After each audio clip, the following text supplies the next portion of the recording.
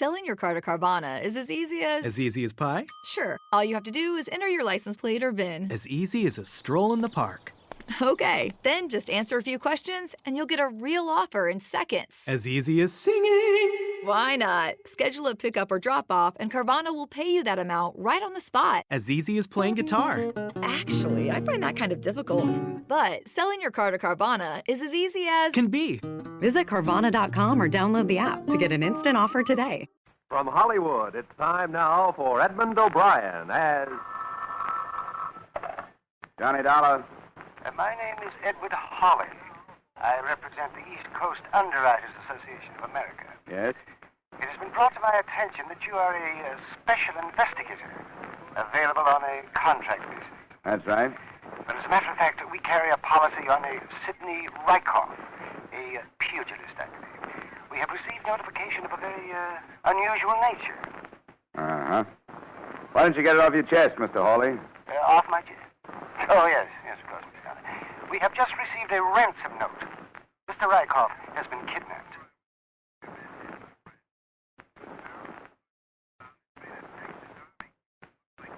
Edmund O'Brien in another transcribed adventure of the man with the action-packed expense account, America's fabulous freelance insurance investigator. Yours truly, Johnny Dollar.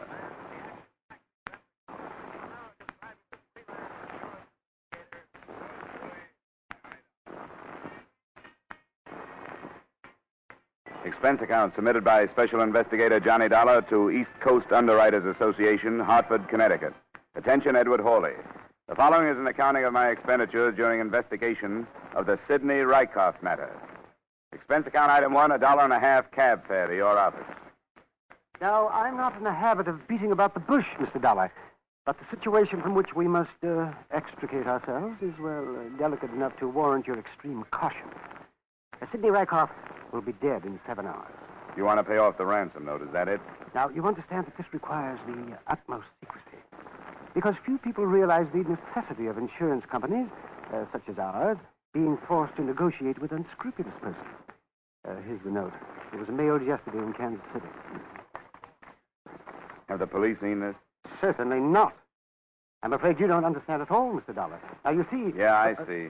$25,000 is against $100,000 for you boys. No questions asked, right? Right. It was what anyone would expect a ransom note to look like, made up of prints taken from newspapers and magazines and pasted on a plain sheet of yellow paper.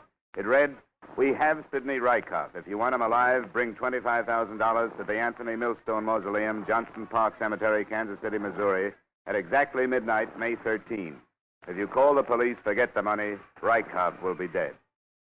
Now, naturally, $25,000 is a lot of money. If there's a possibility of saving it, we wish you'd do a little investigating first. Now, look, Mr. Hawley, it's 5 o'clock in Kansas City now. As you said yourself, he'll be dead in 7 hours. It'll take me at least 5 hours to get there. We'd better pay off first and investigate later. You've marked the money, haven't you? Certainly. Here's the list. And here's the $25,000. The matter's in your hands.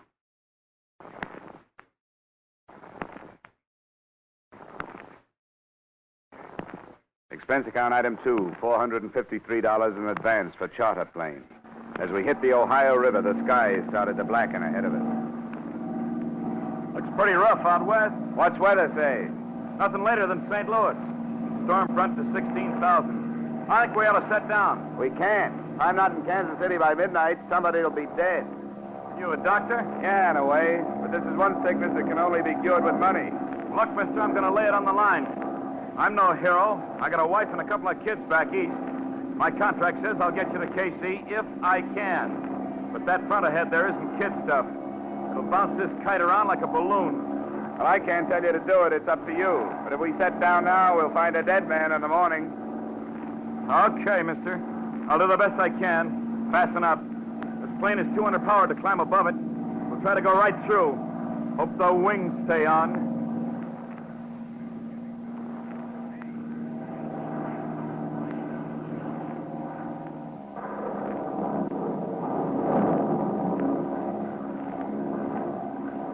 What was left of us coasted into Kansas City at 11:40. Expense account item 3, an extra 100 for a pretty good pilot. Expense account item 4, $3 transportation to Johnston Park Cemetery. The driver took my money and scooted off fast. I found the right mausoleum at the edge of the park. I looked at my watch. It was 3 minutes to 12.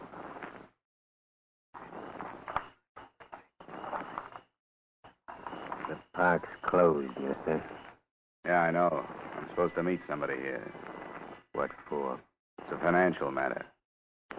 You can conduct your business with me. Wait a minute. How do I know there won't be more business tomorrow? You don't. Where are you going to leave him? We'll let you know. Here you are. Thanks. See you around.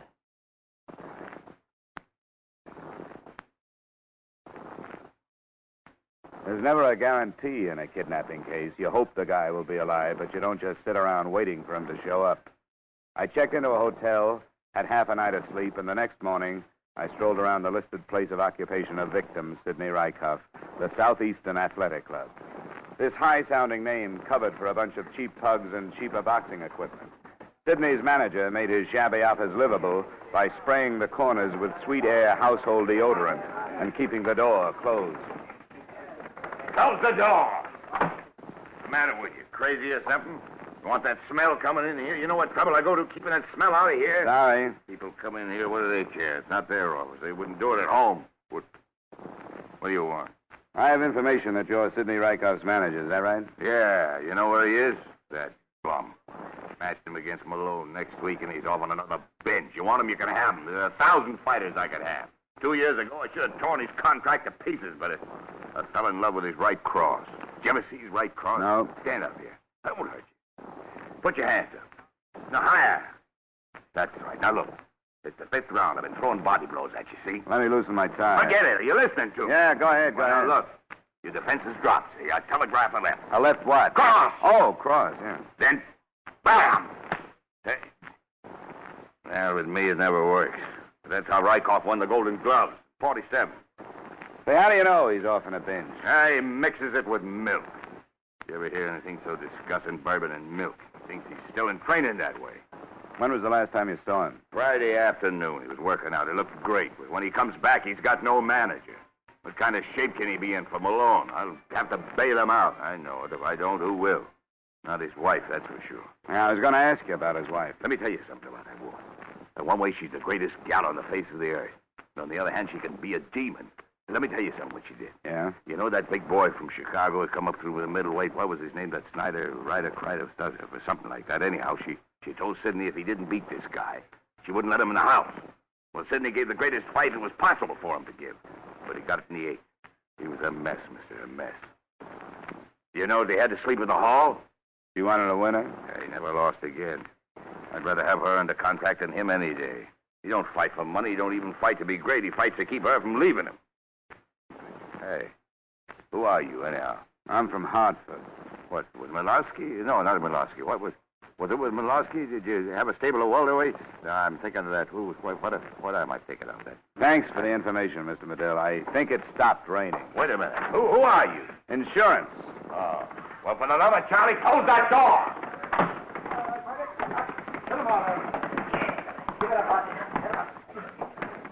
Say, I hear you're nosing around about Sidney Rykoff. I've been losing a lot of money on him.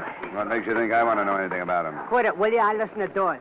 You found out anything? About what? About his disappearance. Who said he disappeared? He ain't been around, he disappeared. Some people think he went off on a binge. Nah, it ain't his cycle. He had his last binge in March. He ain't due again till September. You a friend of his? Allow me. My name is Al Barsumian. I handle wagers. Where do you think Rykoff is? I don't know, but the longer he stays there, the better I like it. The betting ain't good when he's around. Why's that? Well, he's erratic. Sometimes he wins in the 8th and sometimes in the 10th. Well, that's the way it goes. His wife still live in the same place? Yeah, just follow the broken glass.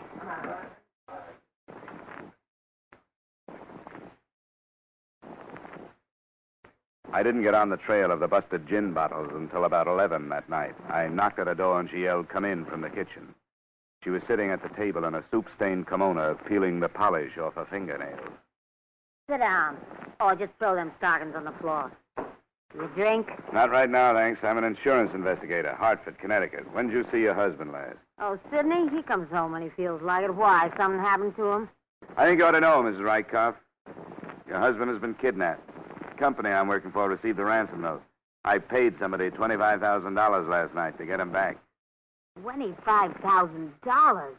For Sidney? Gary Medill, his manager, took out a $100,000 insurance policy on him. Would you throw me that bottle? Who'd know about that policy? $25,000 for Sidney. The papers know about this yet? Hey, I gotta get fixed up for the reporters. I look like a perfect slob. Nobody knows about it but you and the insurance company. Now, how about giving me some answers? Why, so I can get him back? What do I want to get him around here for? Who'd know about that policy, Mrs. Rykoff? Besides Medill, I don't know, but he's Gabby. Who did you pay that $25,000 to? Well, the man that gave it to me didn't give me his name. Wait a minute.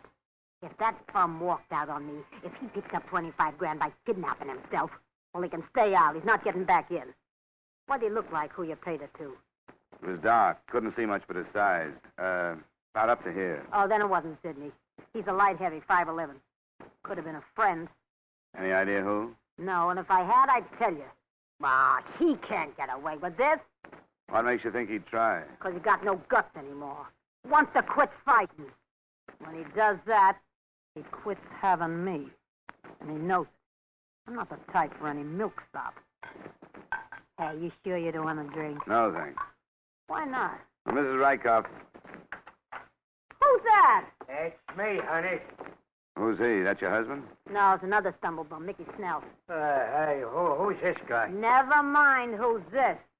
You lost your fight. Oh, Joe, honey, what's a fight? I heard it on the radio, a lousy four-rounder, you stupid clown. Get out of here. Oh, now, don't be that way, Joe. It was a bad match. I'll win the next one for you. Then you can come back. But you lost tonight. Get out of here! Hey, Joe! Get out of here! Go on, you two-bit mug! She backed him into the living room and reached up towards the mantel as she passed it. She finally found something heavy enough. A 2-foot wrought iron candlestick. She didn't have to swing it. Her guest took one look at it and went out the door. I thanked her for her hospitality and followed him. He went down 2 blocks and into a bar. I got his name from a waitress and slipped into a booth with him.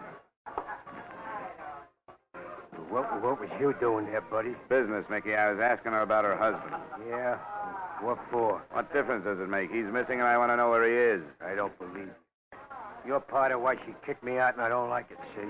You know why she kicked you out. She likes winners. You lost your fight tonight. Oh, she knew I was outmatched. That guy had the reach and everything. Look at my face. Hey, how long are you a friend of hers, buddy? I'm not a friend. I just met her. Came in from Hartford, Connecticut. How well did you know Sidney Rykoff? What is it? Look, I'm working for an insurance company. They want to know where he is, that's all. How well did you know him? He beat me a couple of times, that right cross of his. You know where he is? No. Did he take a run out on his own, or was it somebody else's idea? Oh, who could have that idea, buddy? I hear he was winning a lot of fights. He was. Beat me a couple of times. Well, who was losing money? Al Basumian? This is too public. Where you staying? Commodore Hotel. It's not far from here. You know it? Yeah, I know it. But I can't go with you. I'll meet you in the lobby. We'll go to my room. It's got to look like I ain't meeting you. Sure, it's easy. We'll order another drink here. I'll leave, and then you saunter over in about 20 minutes. Okay? Okay.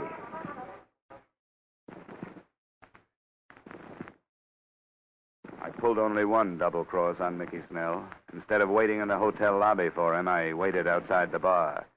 He came out 20 minutes later, and I followed a quarter of a block behind him. I was half expecting him to make a wrong turn at the first corner, but he didn't. He stopped to wait for the traffic signal to change, and then stepped into the street.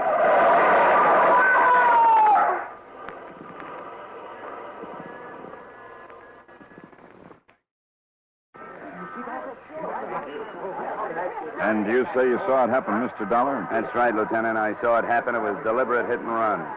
You get the license number? Oh, only the first 3 numbers. M176. Now, any other witnesses? Well, I don't know. There were a lot of people around. Well, that doesn't necessarily mean witnesses. What'd you find in his wallet? Our identification. Mickey Snell. He was a fighter. He must have won tonight. He was loaded. Can I see one of those bills? Yeah, Dollar, but watch it. I have to keep a record. Thanks. It was a $50 bill the lieutenant handed me. In the corner was a number I'd memorized on the plane trip out. The bill on Mickey Snell's body was part of the ransom money I'd paid for the victim I hadn't gotten back.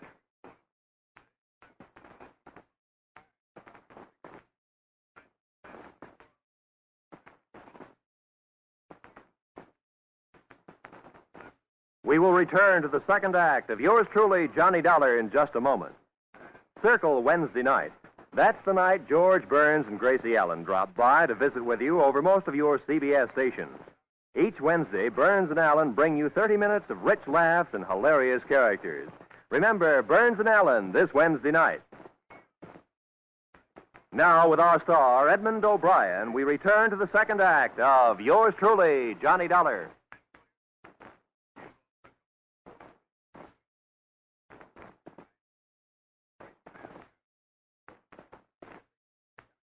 I knew Mickey Snell had died for something, and his inglorious death pointed to one of three possibilities.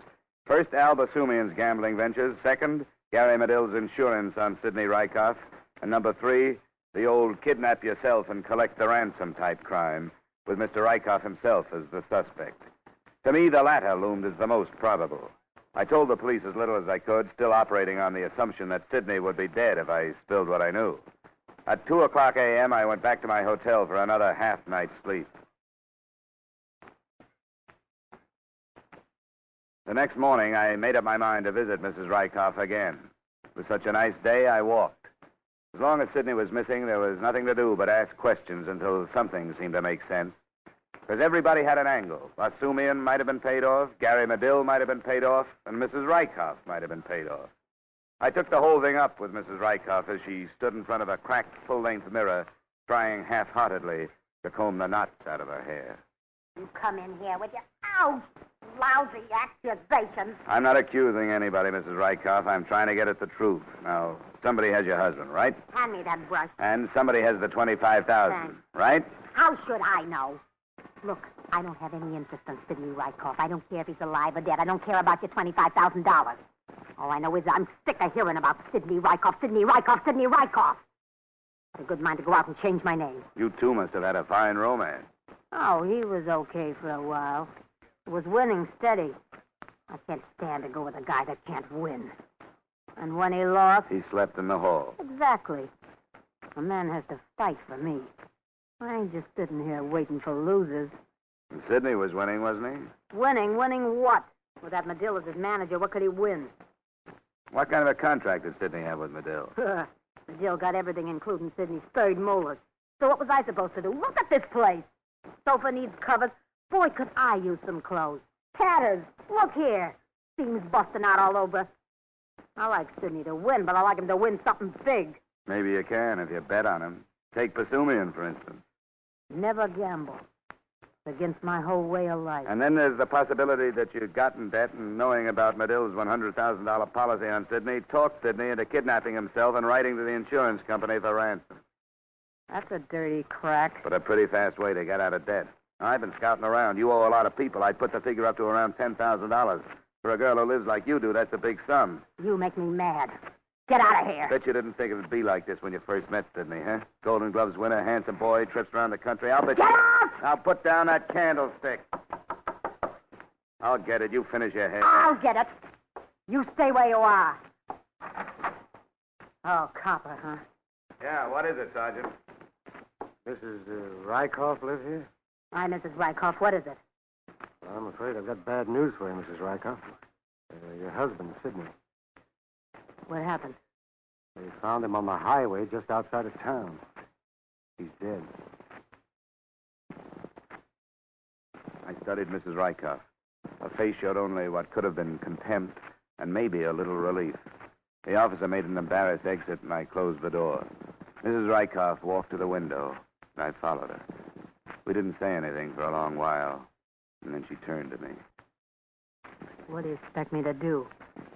Cry? Not if you don't feel like it. I feel like I felt when they paroled me.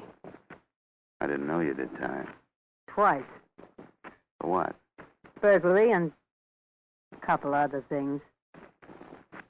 What are you going to do now? I don't know, something. Go away, I guess. You know, he wasn't such a bad guy when you got to know him. He tried hard. I used to sit in the front row, and when they knocked him down, I'd stand up and yell at him and call him every name in the book until I saw how mad he got, and he'd get up and win. Funny guy. I never could figure if he won because he loved me or if he won because he couldn't stand me. Hey, have a drink with me, will you? I'd appreciate it. Sure.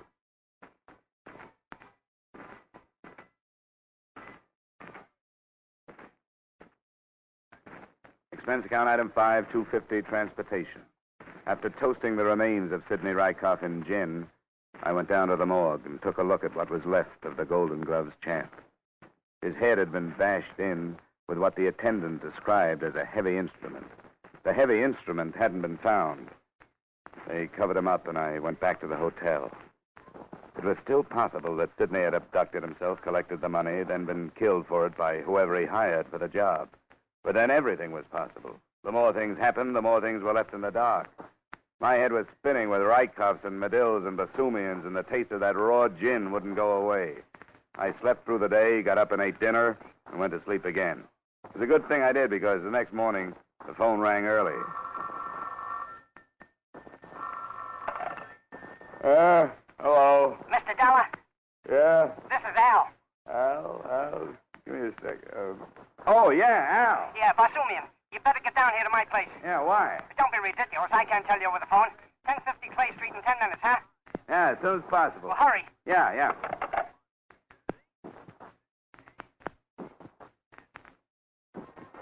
Expense account item 6, $185 taxi fare to the brick bungalow of Mr. Al Basumian. I was surprised to find a man of such uncertain profession housed so well. He met me at the door in his bathrobe and without a word led me down the cellar stairs. He flicked on the light near the furnace and pointed mutely at something gold in a box of ashes. I lifted it out carefully. It was a golden statue of a boxer. The engraving read, Sidney Rykoff, 1947. The base was caked with dried blood. This is liable to be a little difficult to explain to the police, Al. I came down this morning to give the furnace a good cleaning. It ain't been used since winter. My wife has been after me to clean out the furnace because it ain't been used for so long, so I came down here. Look, Dollar, I didn't have nothing to do with this. This is probably the object that killed Sidney Rykoff. Could very well be that you thought up this kidnapping, killed Sidney, and took the dough. Would I kill Sidney, plant a murder weapon in my own furnace, and then call you? Now, would I? To throw suspicion away from yourself, it's been done before. All I can say is I didn't do it. Look, Dollar, I'd call you because I thought maybe you could get me out of this. You being a man of influence... As far as influence goes, mine stops at getting funeral passes. I'd stick around if I were you, Al. Any traveling you might do between now and when the police get here is liable to be considered a confession. You gonna turn me in? What would you suggest? Drop the trophy back in the box, Dollar. Every so often I run into something like this. Come on, stand away. Just shows you, Al, never trust a friend. He might be more honest than you. Get upstairs. Get those hands up. You bet. He walked me in front of him for a few paces. As we passed the light switch, I let my elbow brush it down. As the lights went out, I fell to the floor. He shot over me, and I felt the hot sprinkle of powder. I grabbed his legs and pulled him to the ground. Okay, Al. Come on, let it go. Let it go, I say. You dirty double-crosser! Come on, drop it. I grabbed the gun and felt my way along the floor on the wall to the light switch. When I snapped it on, I found I'd left a very cold Mr. Basumian on the cellar floor. I took the Golden Gloves trophy out of the box of ashes, wrapped it in a piece of newspaper, and headed up the stairs.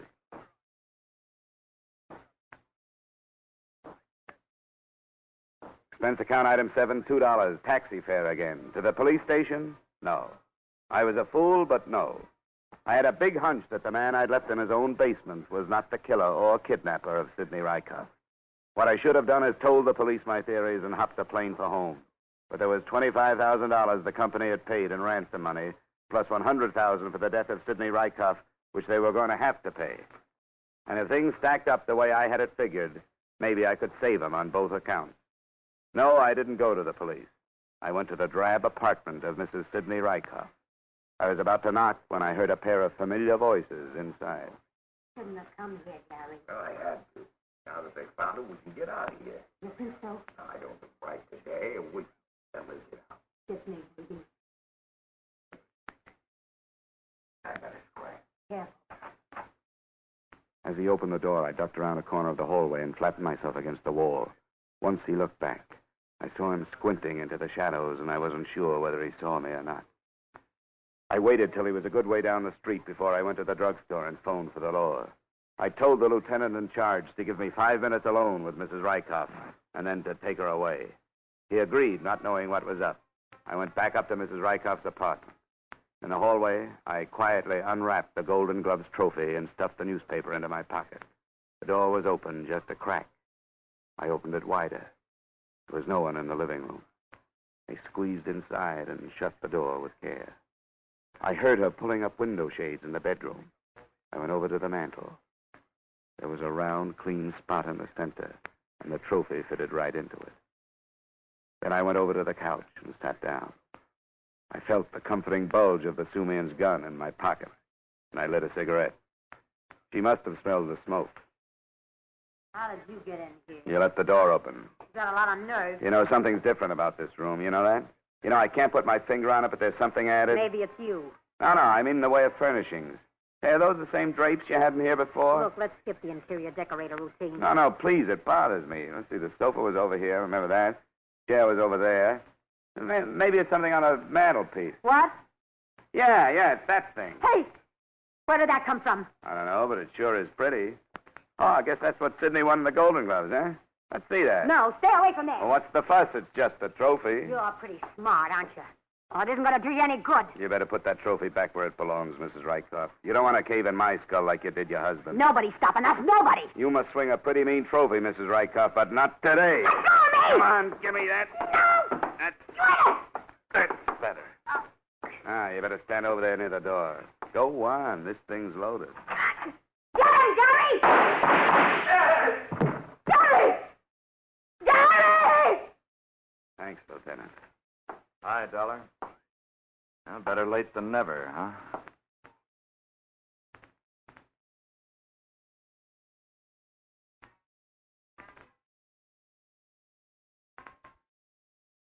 It all tied up nice. Al Basumian's gambling racket was looked into and cracked wide open. Mrs. Rykoff's confession read something like this. I killed him a week ago. I got mad at him. I picked up the trophy off the mantelpiece and killed him. I didn't mean to kill him. I called Gary, and he put the trophy in Al Basumian's furnace and got his boys to lug the body out to a place he had. They kept the body for a week and then put it on the highway after the insurance company paid the ransom. End of confession, end of affair, end of story. Expense account item 8, $203.54, air travel back to Hartford. Expense account total, $982.28. Yours truly, Johnny Dollar.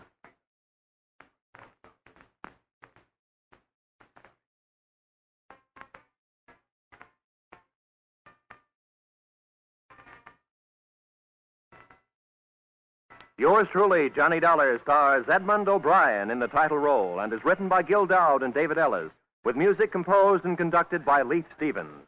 Edmund O'Brien can soon be seen starring in the Columbia Pictures production, The Los Angeles Story. Featured in our cast were Howard McNear, Howard Culver, Walter Burke, John McIntyre, Bill Gray, and Jeanette Nolan. Yours truly, Johnny Dollar, is produced and directed by Jaime Del Valle. Join us again next week at this time when Edmund O'Brien returns in another transcribed adventure of Yours truly, Johnny Dollar.